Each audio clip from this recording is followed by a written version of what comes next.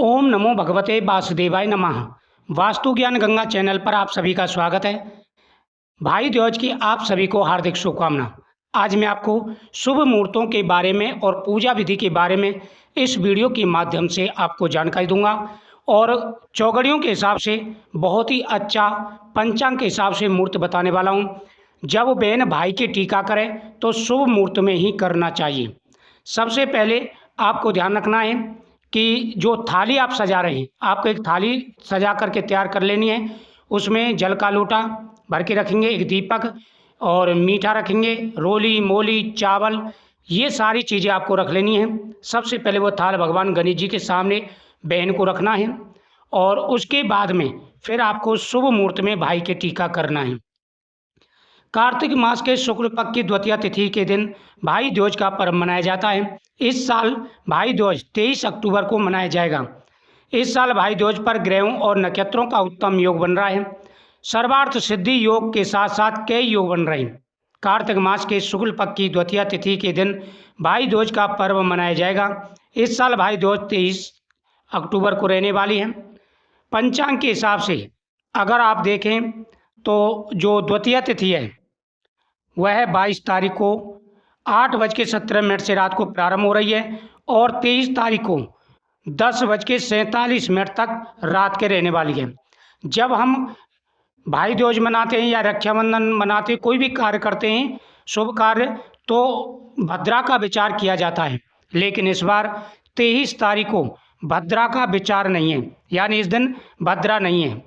तो इस दिन आप शुभ मुहूर्तों में आप यह पर्व मनाएं। यह त्यौहार बहुत ही बड़ा त्यौहार है। भाई दूज को यम द्वितीया के नाम से भी जाना जाता है। इस साल भाई दूज पर ग्रहों और नक्षत्रों का उत्तम योग बन रहा है। भाई दूज के दिन रवि योग और सर्वार्थ सिद्धि योग बनेगा। इन उत्तम योगों में बहनें अपने भाई की लंबी उम्र की कामना करेंगी।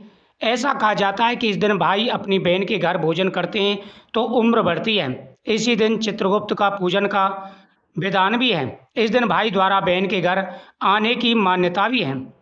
भाई दूज का जो पहला मुहूर्त रहेगा वो रहेगा आपका 10:45 से लेकर के 12:11 तक। ध्यान से सुनना है। पहला जो शुभ मुहूर्त है, जो बहन अपने भाई का टीका करेंगी वो करेंगी चरघड़ी में, और चरघड़ी का जो मुहूर्त है वो है 10:45 से लेकर के और आपका 12:11 का है। ये पहला शुभ मुहूर्त है। इस मुहूर्त में आपको टीका करना है भाई के। दूसरा जो मुहूर्त आएगा, लेकिन इस दिन राहु काल का विशेष रूप से ध्यान रखना है। राहु काल इस दिन 1:37 से लेकर 3 बजे तक रहेगा, तो राहु काल को छोड़ देना है। दूसरा जो सबसे शुभ मुहूर्त है और इस मुहूर्त को आप जाने ना दें, यह है लाभ घड़ी का, यानी सभी कार्यों में लाभ ही लाभ होता है। इसी घड़ी में आपको भाई की टीका करना है, तो भाई को पूरे जीवन भर लाभ ही लाभ प्राप्त होगा। और ये जो मुहूर्त है वह है 12:11 से लेकर के 1:37 तक का है। ये जो दूसरा मुहूर्त है ये बहुत ही शुभ है। तीसरा रहेगा शाम को 4:28 से लेकर के 5:54 तक। ये 3 शुभ मुहूर्त हैं। इन 3 शुभ मुहूर्तों में आप जरूर टीका करें और ये मुहूर्त सबसे शुभ मुहूर्त हैं। अगर इन मुहूर्तों में आप टीका करते हैं तो लाभ मिलेगा। अगर आप सुबह सुबह करना चाह रहे हैं, कोई काम है आपको, तो सुबह सुबह 6:29 से लेकर के 7:54 के बीच में भी आप सुबह सुबह टीका कर सकते हैं। कुछ ऐसे कार्य हो जाते हैं जो जल्दी जाना पड़ जाता है, सुबह सुबह के मुहूर्त होते हैं, तो इन मुहूर्तों में आपको भाई की टीका करना है। ये मुहूर्त बेहद ही शुभ हैं। अगर इन मुहूर्तों में आप बहनें भाई के टीका करती हैं तो भाई की लंबी उम्र होगी और कभी भी जीवन में कोई परेशानी नहीं आएगी। उनके जीवन में खुशी खुशी आएगी। उनके जीवन में हमेशा तरक्की बनी रहेगी। तो ये शुभ मुहूर्त हैं और कुछ ऐसे टाइम होते हैं जिनमें शुभ मुहूर्त देखना जरूरी होता है। उन्हीं में से है भाई दूज। इस दिन शुभ मुहूर्त में ही आप राखी बांधें। भाई के जीवन में खुशियाँ, तरक्की, हर प्रकार के सुख और वैभव आएंगे।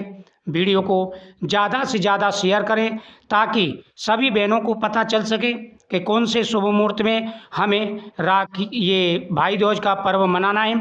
क्योंकि सबसे बड़ा महत्व होता है ये, सबसे बड़ा पर्व है, बहन भाई के प्रेम का प्रतीक है ये। तो इस दिन आप शुभ मुहूर्त में ही ये काम करें, लेकिन उत्तर पूर्व की दिशा में बैठ करके दक्षिण की दिशा की तरफ मुंह नहीं करना है, ना ही बहन को ना ही भाई को। इन बातों का विशेष रूप से ध्यान रखें, खुशी के साथ ये पर्व मनाएं, आपकी हर मनोकामना पूरी होगी। वीडियो को ज़्यादा से ज़्यादा शेयर करो, कमेंट में जय माता दी जरूर लिखिएगा। जय माता दी।